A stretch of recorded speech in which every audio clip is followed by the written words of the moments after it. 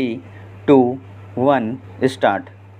Live in or marriage like relationship is neither a crime nor a sin, though socially unacceptable in this country. The decision to marry or not to marry or to have a heterosexual relationship is intensely personal. We are in this case concerned with the question whether a live in relationship would amount to a relationship in the nature of marriage, falling within the definition of domestic relationship under section 2 within bracket F of the Protection of Women under Domestic Violence Act 2005, for short the DV Act, and the disruption of such a relationship by failure to maintain a woman involved in such a relationship amounts to domestic violence within the meaning of section 3 of the DV Act. Distinction between the relationship in the nature of marriage and marital relationship has to be noted first. Relationship of marriage continues notwithstanding the fact that there are differences of opinions, marital unrest, etc. Even if they are not sharing a shared household being based on law. But live-in relationship is purely an arrangement between the parties, unlike a legal marriage. Once a party to a live-in relationship determines that he or she does not wish to live in such a relationship, that relationship comes to an end. Further, in a relationship in the nature of marriage, the party asserting the existence of the relationship at any stage or at any point of time must positively prove the existence of the identifying characteristics of that relationship, since the legislature has used the expression in the nature of.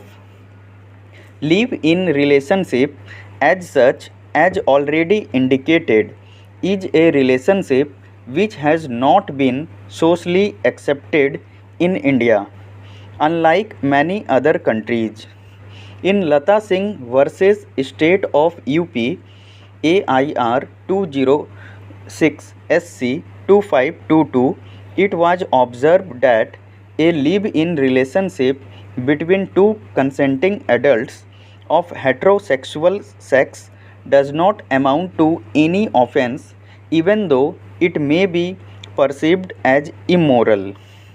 However, in order to provide a remedy in civil law for protection of women from being victims of such relationship and to prevent the occurrence of domestic violence in the society, first time in India, the DV Act has been enacted to cover the couple having relationship in the nature of marriage, persons related by consanguinity, marriages, etc. We have few other legislation also where reliefs have been provided to women placed in certain vulnerable situations. We are therefore of the view that the appellant, having been fully aware of the fact that the respondent was a married person, could not have entered into a live-in relationship in the nature of marriage. All live-in relationships are not relationships in the nature of marriage.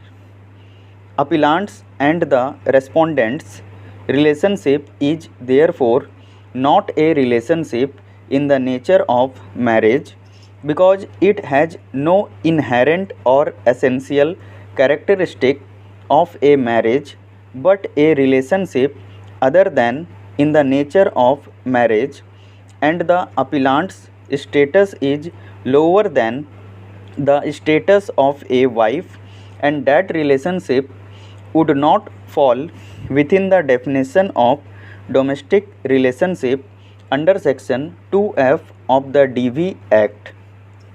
If we hold that the relationship between the appellant and the respondent is a relationship in the nature of a marriage, we will be doing an injustice to the legally wedded wife and children who opposed that relationship.